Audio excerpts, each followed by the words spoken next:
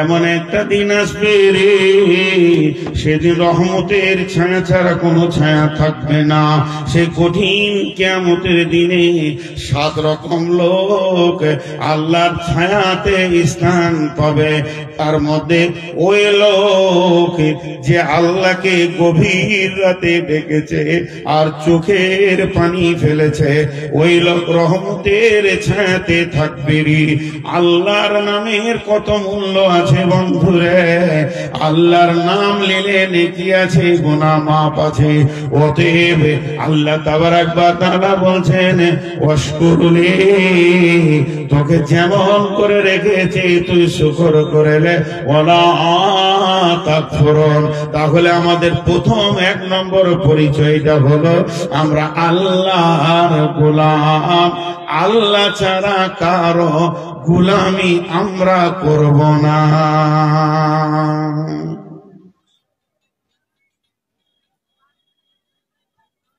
Number 2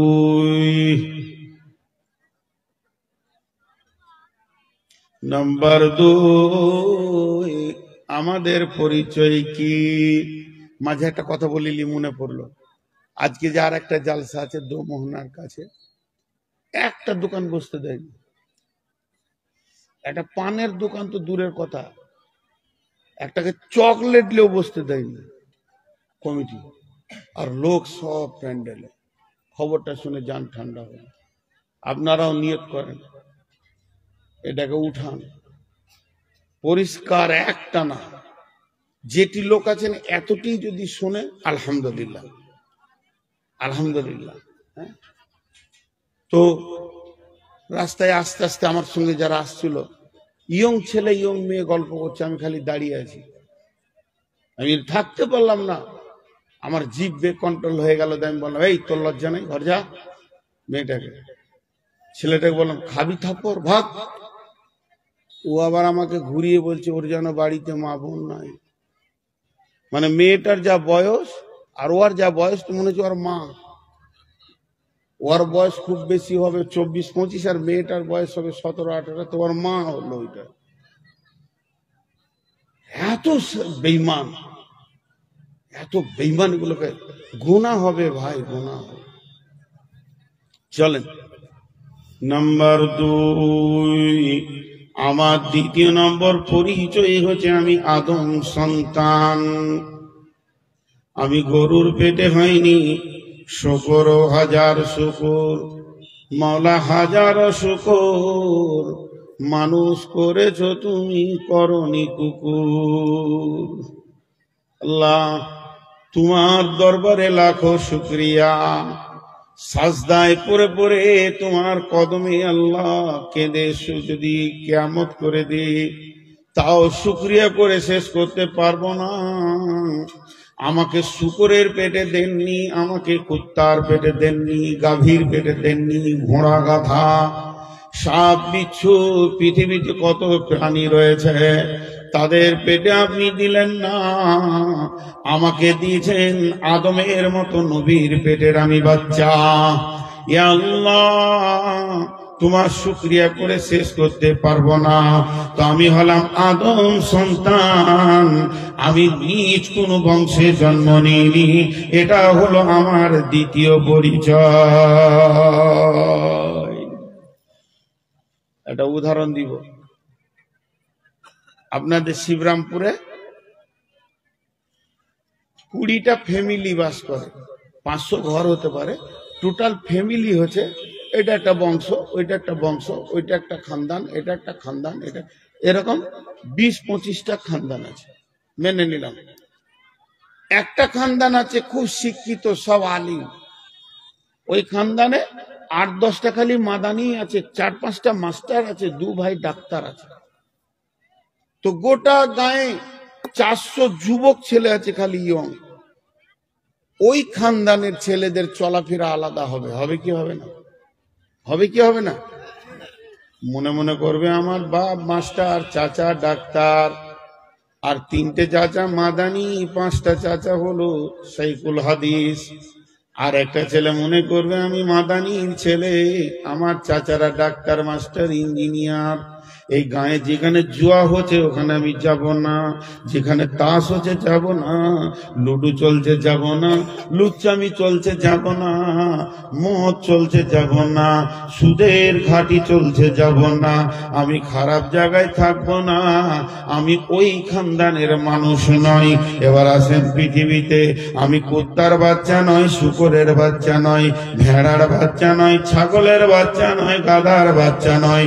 আমার দ্বিতীয় পরিচয় আমি হলাম আওলাদে নবী, আমি নবীর সন্তান। অতএব আমার দেহটা তৈরি হয়েছে পৃথিবীর মা বাপকে দিয়ে, আর আত্মাটা এসেছে নবীর পিঠ থেকে। অতএব এখন যে কথা বলছে সে আত্মা, এই আত্মাটা হলো কার? হযরত আদমের। অতএব আদমের পিঠ থেকে আত্মা বেরিয়েছে, মানে আমি হলাম নবীর সন্তান।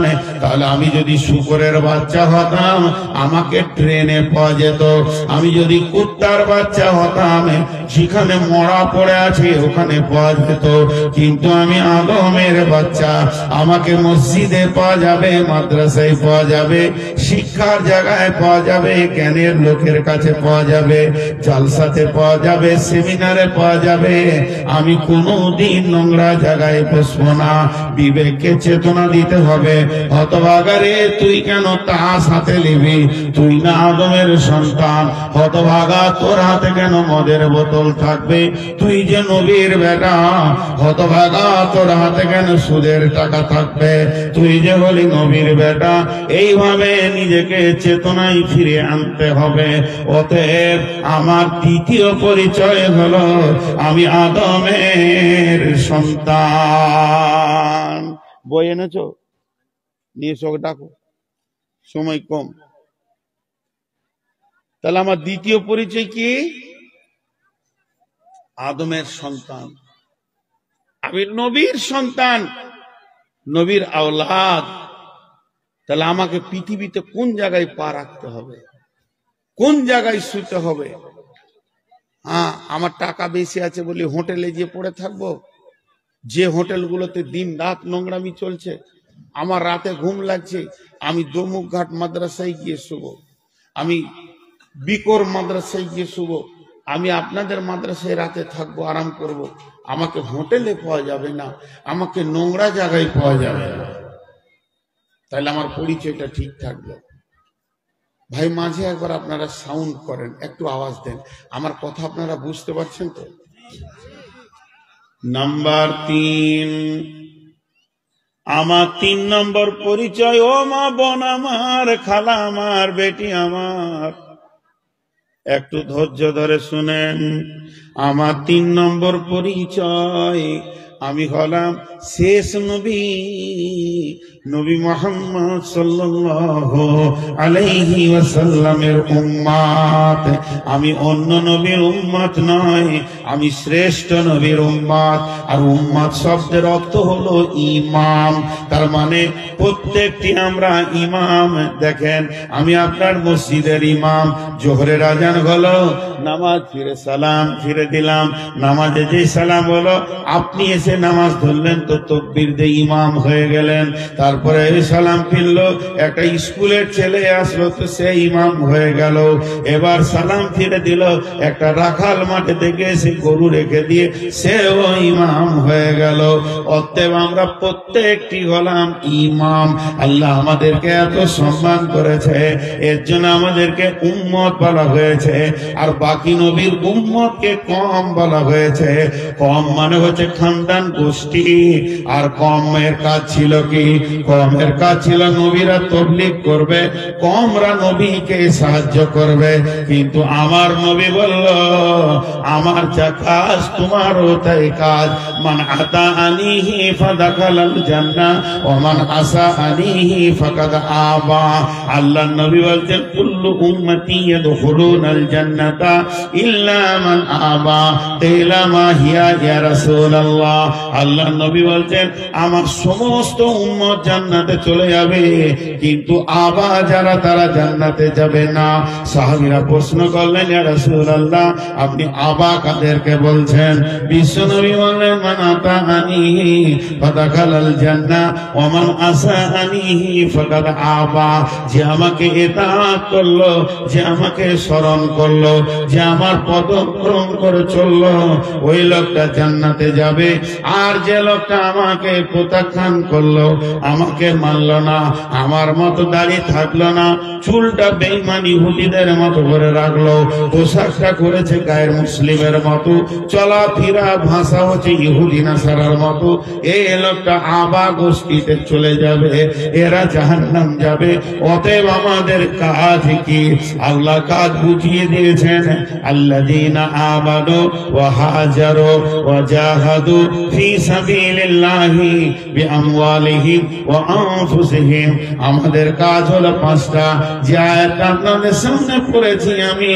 আল্লাযীনা আমানু, এরা ঈমান আনবে, ওয়া হাজারু, এরা আল্লাহর জন্য ঘর ছেড়ে দেবে, লোকের বাড়ির দরজায় গিয়ে দাঁড়িয়ে থাকবে, ফি সাবিলিল্লাহি, আল্লাহর রাস্তায় বেরিয়ে যাবে, ওয়া জাহাদু ফি সাবিলিল্লাহি, আল্লাহর রাস্তায় মুজাহাদা করবে, বিআমওয়ালিহিম ওয়া আনফুসিহিম, নিজের জান এবং নিজের মাল নিয়ে দরজায় দরজায় ঘুরবে, মাতালের পা ধরবি, চোর লম্পটের হাত ধরবে, জুয়ারির হাত ধরবে, সুদারুকে বুকে ধরে কাঁদবে আর বলবে, ভাই এগুলো ছেড়ে দাও, এ কাজ করা যাবে না, এগুলো হলো গুনাহ। এইভাবে তারা কাজ চালিয়ে যাবে। আল্লাযীনা আমানু ওয়া হাজারু ওয়া জাহাদু ফি সাবিলিল্লাহি, আল্লাহর রাস্তায় তারা চলাফেরা করবে। আল্লাহ তাবারাক ওয়া তাআলার নবী বলছে, আল্লাহ বলছে, তাদের লাভ কি হবে? আযমু দারাজাতান ইনদাল্লাহি, আল্লাহর কাছে তার সম্মান বেড়ে যাবে। পাঁচটা কাজ। ঈমান আনা, ঘর ছাড়া। ঈমান আনলেই বাড়ি তার বসা যাবে না, বেরিয়ে যেতে হবে বাড়ি বাড়ি। ও জাহাদু, এবং চেষ্টা করতে হবে দিনকে বাঁচানো। ফি সাবিলিল্লাহ, আল্লাহর রাস্তায় জিহাদ করতে হবে। জিহাদ মানে মারামারি লড়ালড়ি লয়, মানুষকে জিহাদ করে মেহনত করে নিয়ে আসতে হবে দিনের পথে। বিআমওয়ালিহিম ওয়া আনফুসিহিম, নিজের জান নিজের মাল দিয়ে মানুষকে ডাকতে হবে, দাওয়াত দিতে হবে।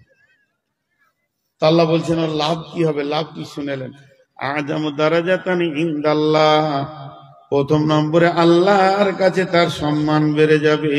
ওয়া উলাইকা হুমুল ফাইজুন, সব জায়গায় লোকটা বিপদে পড়বে না, বেঁচে যাবে। লাল সিগন্যাল তাহলে গাড়ি পার করা যাবে, লাল সিগন্যাল তাহলে গাড়ি পার করা যাবে, কিন্তু একটা গাড়ি পেরোবে, ওকে পুলিশ ধরবে না। কে? অ্যাম্বুলেন্স। আল্লাহ বলছে শুনেলে, কবর একটা লাল সিগন্যাল, কিয়ামতের মাঠে লাল সিগন্যাল, পুলসেরাতে লাল সিগন্যাল, ডান হাতে বাঁ হাতে সার্টিফিকেটে লাল সিগন্যাল, আপনার কিনা মিজানে ওজনে দাড়ি পাল্লায় লাল সিগন্যাল। এইগুলোতে তোকে আটকানো হবে। বল মান রব্বুকা মা দিনুকা মান নবিয়ুকা, হাসরের মাঠে পাঁচটা প্রশ্ন করা হবে, তারপরে ডান হাতে বাঁ হাতে সার্টিফিকেট দেওয়া হবে, আর আমলনামাকে ওজন করা হবে। কত জায়গায় তোকে দাঁড় করানো হবে রে। এরপরে পুলসেরাতে কঠিন ভাবে পেরিয়ে যাবি, তারপরে তুই জান্নাতে গিয়ে পৌঁছাবি। আর আমার রব বলছে, যখন তুই আল্লাহর রাস্তায় যত জিহাদ করবি, নিজের জান মাল নিয়ে নিজে ঈমান আনবি, ঈমানের মেহনতে নেমে যাবি, তখন এই জায়গাগুলো তোকে দাঁড় করানো হবে না, অ্যাম্বুলেন্সের মতো তুই পেরিয়ে যাবি। আযমু দারাজাতান ইনদাল্লাহ, আল্লাহর কাছে এতটা মর্যাদা সম্মান বেড়ে যাবে। উলাইকা হুমুল ফাইজুন, সব জায়গাতে তুই নিষ্কৃতি পেয়ে যাবে। আল্লাহ এই দুটি উপকারের কথা বললেন। এক নম্বরে বললে আল্লাহর কাছে সম্মান বাড়বে, দুই নম্বরে বললে কোথাও আটকানো হবে না, অ্যাম্বুলেন্সের মতো পেরিয়ে তুই জান্নাতে চলে যাবি। আরো তিনটে বলছেন, এই পর্যন্ত আল্লাহ শেষ করেনি। এরপরে বলছেন, হে আমার গোলামের দল, ওদেরকে সুসংবাদ দিয়ে দাও যারা ঈমান আনার পর লোকের দরজায় দরজায় ঘুরে। ইবাশশিরুহুম রাব্বুহুম, তাদের আল্লাহর তরফ থেকে তাদেরকে সুসংবাদ দাও। বিরহমাতিন, আল্লাহর রহমত তাদের সঙ্গে থাকবে। শুধু এই পর্যন্ত নয়, আল্লাহ ইবাশশিরুহুম রাব্বুহুম বিরহমাতিন মিনহু, তাদের সঙ্গে আল্লাহর রহমত থাকবে। আর আল্লাহর একটা রহমতের মূল্য কত? সারা পৃথিবীটা আসমান পর্যন্ত যদি গুনাহতে ভরে দেওয়া হয়, আল্লাহর এক নজর যদি রহমতের পড়ে যায়, ওই লোকটার একটাও গুনাহ থাকবে না, ভ্যানিশ হয়ে যাবে। তো এরকম রহমত সে আল্লাহর পাবে। শুধু তাই নয়, ওরে জওয়ানিও আল্লাহ তার উপরে রাজি হয়ে যাবে। শুধু এই পর্যন্ত নয়, চারটা বলা হয়ে গেল। এক নম্বরে আল্লাহর কাছে সম্মান বাড়বে, দুই নম্বরে কোথাও আটকানো হবে না, হাসতে হাসতে জান্নাতে যাবে, তিন নম্বরে আল্লাহ রহমতের আওতাভুক্ত থাকবে, চার নম্বরে আল্লাহ তাদের উপরে রাজি থাকবে, পাঁচ নম্বরে আল্লাহ বলছেন যে এমন একটা জান্নাতে তাদেরকে দেওয়া হবে যেখানে নিয়ামত গুলো স্থিতিশীল থাকবে। তার মানে গত বছরে আমার বয়স ছিল 52, এবছর হলো 53, সামনে বছর হবে 54। 10 বছর আগে দাড়ি ছিল সাদা কম আর কালো বেশি, এখন কালো কম সাদা বেশি। আর 2 বছর পর কালো দাড়ি আর খুঁজে পাওয়া যাবে না। তার মানে পৃথিবীতে এক্সপায়ার হয়, সময় পেরিয়ে যায়, নষ্ট হয়ে যায়। কিন্তু জান্নাতটা এমন 33 বছর বয়সে জান্নাতে ভরা হবে, কোটি কোটি যুগ পেরিয়ে যাবে, ওটা 34 বছর হবে না।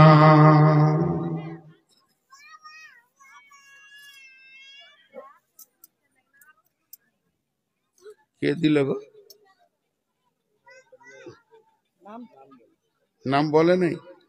দেখেন, বেনামিতে দান করেছে মহিলা, 2টো চুড়ি